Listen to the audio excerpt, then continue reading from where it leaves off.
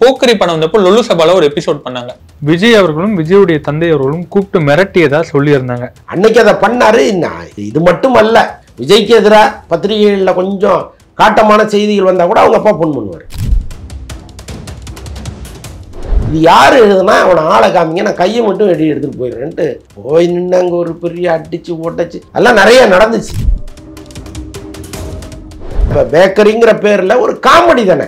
எல்லா படங்களையும் நீங்கள் இன்னொரு வெர்ஷன் ஒன்று இருக்குது, அதை காமெடி பண்ணுறதுங்கிறத நீங்கள் ஏன் நேரடி தாக்குதலாக எடுத்துக்கணும்? இப்போ நீங்கள் விஜய் டிவிக்கு எதிராக இன்னைக்கு இவ்வளோ பேர் அந்த சம்மந்தப்பட்டவங்க உட்காந்து பேசுகிறாங்கல்ல, அதெல்லாம் கேட்கும் பொழுது இது அப்போவே நான் கேள்விப்பட்டிருக்கேன். இந்த பேக்கரி டீமை கூப்பிட்டு மிரட்டினது போனது எல்லாமே நம்ம விஜய் இன்னைக்கு அரசியலுக்கு போற வரைக்கும் அல்லது விஜய் அப்பா விஜயோடு இருந்த காலங்கள் வரைக்கும் பத்திரிகையாளர்கள் விஜய்க்கு எதிராக எழுதுனா ஒரு கேள்வி கேட்டிருக்கிறார். அதை பல்வேறு விதங்கள்ல கேட்பாரு. குமுதம் பத்திரிகையில நாளைய தீர்ப்பு ரிவ்யூ வந்துச்சு, அது ரொம்ப தவறான வார்த்தையை பயன்படுத்திட்டாங்க. குமுதம் ஆபீஸ்க்கு எதிரில் போய் உட்காந்து என் பையனை நீங்க எப்படி தவறா எப்படி நீங்க எழுதலாம், இதற்கு நீங்க மன்னிப்பு கேட்டே ஆகணும். நெப்போலியனுடைய நண்பர்கள் கொஞ்சம் பேர் அமெரிக்காவிலேருந்து வந்திருந்தப்போ விஜயோட போட்டோ எடுத்துக்கணும்னு அவங்க விரும்பியிருக்காங்க. வாங்க நம்ம தம்பி தானே நான் கூட்டு போறேன்னு ஒரு உரிமையில வந்து டக்குன்னு கேரவான் கதவை திறக்க போகும்போது இல்லை அந்த சத்தத்தை கேட்டுட்டு விஜய் கதவை திறந்தா அவரு நெப்போலியனை கடுமையான வார்த்தைகள்ல பேசிட்டார்.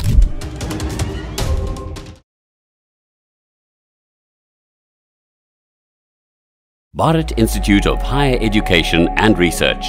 உலகத் தமிழர்கள் அனைவருக்கும் வணக்கம். நான் உங்கள் ஜெபிஸ் தமிழ். இது அக்காட் வாய்ஸின் கருத்தும் களமும் நிகழ்ச்சி. இன்று நம்முடன் இணைந்திருக்கிறார் திரைத்திறன் ஆய்வாளர் வலைப்பேச்சு அந்தணன் அவர்கள். சார் வணக்கம். வணக்கம். நலமா இருக்கீங்களா? நல்லா இருக்கேன். விஜய் அவர்கள் பத்தி நிறைய பரபரப்பா போயிட்டு இருக்கு. என்ன விஷயம்னா, நீங்களும் பார்த்திருப்பீங்க, விகடனுடைய இணையதளத்தை பக்கத்தை முடக்குனாங்க. காரணம் என்னன்னா, ட்ரம்ப்பும் மோடியும் சந்திச்ச அந்த நிகழ்வை வந்து ஒரு அட்டைப்படத்துல ஒரு விஷயம் விலங்க போட்ட மாதிரி போட்டிருந்தாங்க மோடி அவர்களை. அதனால மத்திய அரசு அதனுடைய இணையதளத்தை முடக்குனதா தகவல் வந்தது. இதற்கு விஜய் அவர்கள் ஒரு ட்வீட் போட்டிருந்தாரு, கருத்து சுதந்திரத்தை வந்து பறிக்க கூடாது, பாசிச ஒன்றிய அமைச்சர்கள் இதுக்கு பின்னாடி இருக்கிறதா கேள்விப்படுறோம், எனவே இது வந்து தவறுன்ற மாதிரி. அப்போது பாஜக தரப்புல இருந்து ஐடி விங்ல இருந்து எல்லாருமே என்ன பரப்புறாங்கன்னா, கருத்து சுதந்திரத்தை பற்றி விஜய் அவர்கள் வந்து பேசலாமா அப்படின்னு. போக்கரி படம் வந்தப்போ லொல்லு சபால ஒரு எபிசோட் பண்ணாங்க, பேக்கரி அப்படின்னு மாத்தி போட்டு. அது வந்தப்போ வந்து விஜயருடைய தந்தையும் விஜயும் கூப்பிட்டு மிரட்டினதா அந்த லொல்லு சபாவுடைய இயக்குனரும் அதில் நடிச்ச நடிகர்களுமே வந்து பேசின பேட்டியை வந்து பேசுறாங்க. நீங்கள் எல்லாம் வந்து கருத்து சுதந்திரத்தை பத்தி பேசலாமா அப்படின்னு சார். என்ன நடந்தது, இதை பத்தின தகவல் என்ன? இல்லை, அது ஒரு நியாயமான கேள்வியை தான் நான் பார்க்குறேன். ஏன்னா இப்போ ஆனந்த விகடன் மீது ஏவப்பட்ட தாக்குதல்ங்கிறது கட்டாயமாக ஏற்றுக்கொள்ள முடியாத ஒரு விஷயம்.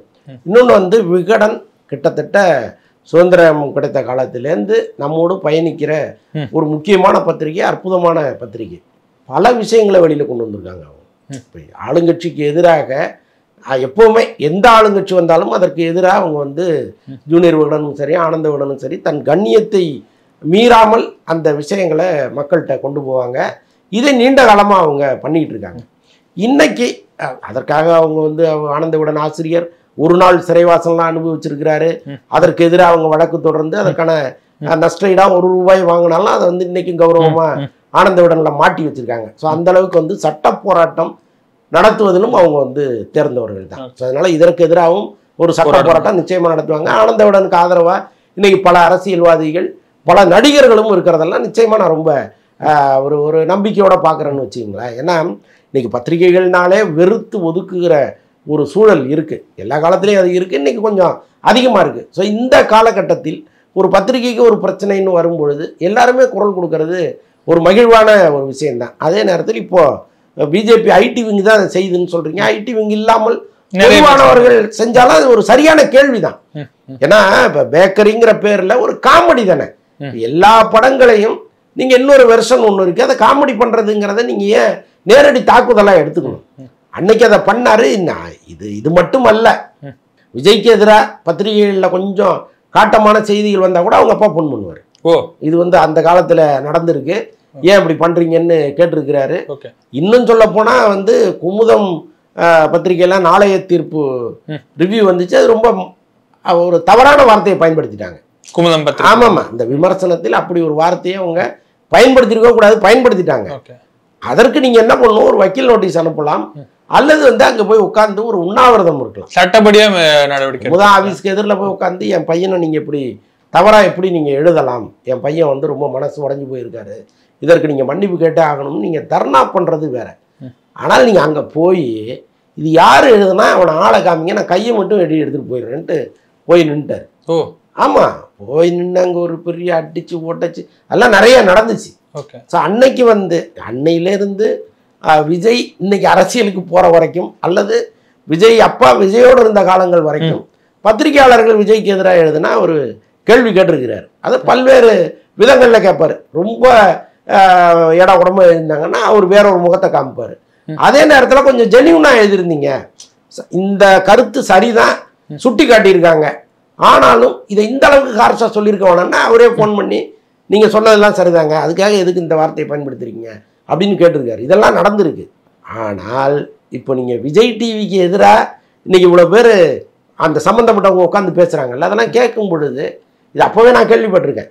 இந்த பேக்கரி டீமை கூப்பிட்டு அவங்க மிரட்டினது போனது எல்லாமே நம்ம கேள்விப்பட்டிருக்கோம். அவங்க அப்பா வந்து ஒரு பாதுகாப்பு அரணா விஜய்க்கு பக்கத்துலேயே இருந்தார். விஜய்க்கு ஒன்றுன்னா அவர் முதல்ல துடிக்கிறவர் அவராக தான் இருந்தார். ஸோ அதனால் வந்து அன்னைக்கு விஜயினுடைய நாலேஜ் இல்லாமலே கூட இதெல்லாம் பண்ணியிருக்கலாம்.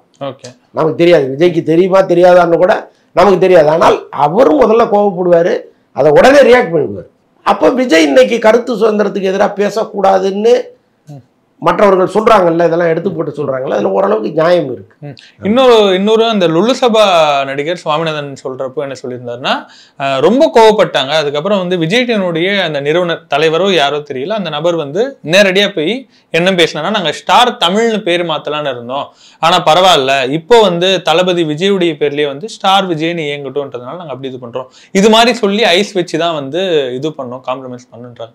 இதனாலதான் அந்த பேர் அப்படியே தொடர்ந்தது அப்படின்ற ஒரு பேரும் வருது. இதை பத்தி இல்லைங்க, ஸ்டார் விஜய்னு இவரு பேர்ல விஜய்னா வெற்றின்னு அர்த்தம் இல்ல, பேர் மாற்றம் இருக்கலாம் அப்படின்றாங்க. ஆனா பேர் மாற்றம் வந்து இந்த விஷயத்தெல்லாம் மாத்திக்கல அப்படின்றத சொல்றாங்க. நேரத்துல சொல்லி சமாளிச்சிருக்காங்க. ஓகே, அவ்வளவுதானே தவிர இதுக்காக ஒரு பேரை வச்சாங்கிறதெல்லாம் அது வந்து ரொம்ப காமெடியா இருக்கு. அப்படிலாம் கிடையாது.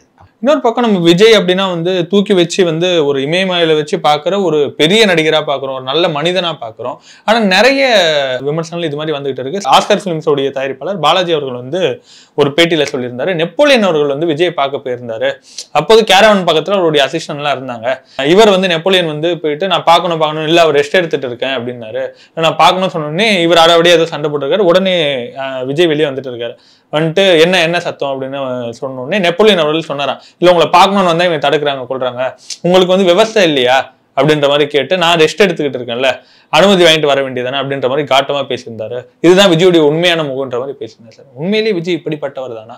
இது உண்மைதான், இந்த சம்பவம் வந்து உண்மைதான். ஓ, ஆக்சுவலாக வந்து நெப்போலியனும் விஜயும் ஒரு படத்தில் நடிச்சிட்டு இருக்கும்பொழுது அந்த மதியம் இன்ட்ரோல் டைம், அது லஞ்சு முடிந்து ஒரு கொஞ்ச நேரம் ஓய்வு எடுக்கிற டைம் தான் அது. எப்பவுமே விஜயனுடைய கேரவானுக்கு கீழே வந்து ஒரு பையன் நின்றுட்டு இருப்பாங்க. அவருடைய அனுமதி வாங்கிட்டு தான் நீங்கள் உள்ளே போகணும். சொன்னீங்கன்னா அவர் உள்ளே போய் இன்னாரும் வந்திருக்காங்க வர சொல்லவான்னு கேட்பார். இதுதான் வந்து நடைமுறை. நெப்போலியனுடைய நண்பர்கள் கொஞ்சம் பேர் அமெரிக்காவிலேருந்து வந்திருந்தப்போ விஜயோட ஃபோட்டோ எடுத்துக்கணும்னு அவங்க விரும்பியிருக்காங்க. வாங்க நம்ம தம்பி தானே நான் கூப்பிட்டு போகிறேன்னு ஒரு உரிமையில் வந்து டக்குன்னு கேரவான் கதவை திறக்க போகும்போது இந்த பையன் வந்து கையை பிடிச்சி தடுத்துட்டான். ஓகே சார் அவர் கேட்காம உள்ளே போகக்கூடாது, வெளியில் இல்லைங்கன்னா அவர் இந்த பக்கம் நண்பர்கள் ஒரு பெருமையாக சொல்லி அழைச்சி வந்தப்போ அவங்க முன்னாடி இப்படி ஒரு இது நடக்கும்போது இவர் பயங்கரமாக அந்த பையன்கிட்ட சண்டை போட, அவன் திருப்பி ஏதோ சொல்ல அந்த சத்தத்தை கேட்டுட்டு விஜய் கதவை திறந்தா விஷயம் இதுதாங்கிறது தெரிஞ்சு போச்சு. அவர் நெப்போலியனை கடுமையான வார்த்தைகளில் பேசிட்டார். அதுதான் உண்மை. ஆக்சுவலாக அந்த பையனை கண்டிப்பாருன்னு தான் நெப்போலியன் நினச்சிருக்காரு. ஆனால் அவர் கண்டித்தது நெப்போலியனை. இது வந்து ஒரு பக்கம் பார்க்கும் பொழுது இவ்வளவு பெரிய நடிகர் இப்படி ஒன்று நடந்துருச்சேன்னு நமக்கு இருந்தால் கூட இவ்வளவு பெரிய நடிகர் ஒரு சின்ன இங்கிதம் தெரிஞ்சிருக்கணும். நம்ம ஒருத்தரை பார்க்க போகிறோம், அவர் வந்து ஏற்கனவே கலகலப்பாக பேசாதவர், யார்கிட்டையுமே அவர் பெருசாக கலகலப்பாலாம் பேச மாட்டார். அவர் வேலை உண்டு, அவர் உண்டுன்னு இருப்பார். அப்போ நீங்கள் திடீர்னு கதவை திறந்துட்டு உள்ளே போகிறதுங்கிறது யார் வீட்லையும் நீங்கள் அனுமதிக்க முடியாதுல்ல. அதே நெப்போலியனா ஒரு பையன் ரூமில் கூட கதவை திறந்துட்டு உள்ளே போயிட முடியாது. ஒரு கதவை தட்டு வரவாப்பான்னு கேட்கணும், அல்லது குறைந்தபட்சம் கதவை தட்டிட்டு போகணும். இதுதானே நாகரிகம். இப்போ இவர் ஒரு உரிமை எடுத்துகிட்டு போகும்பொழுது அவர் பஸ் அவுட் ஆகி கத்துறாரு. இதை வந்து நம்ம தவறுன்னு சொல்ல முடியாது. இவரும் அதிகப்படியாக உரிமை எடுத்துக்கிட்டாரு. அவரும் வந்து அந்த நேரத்தில் அவர் என்ன எமோஷன் காமிக்கணுமோ அதை காமிச்சிட்டாரு. ஸோ இதை நீங்கள் ரொம்ப நியூட்ரலாக பார்த்தீங்கன்னா இது சரியா தவறான்னு நீங்களே ஒரு முடிவு வந்துடலாம். கருத்துக்களை நேரத்தை வந்தமைக்கு நன்றி.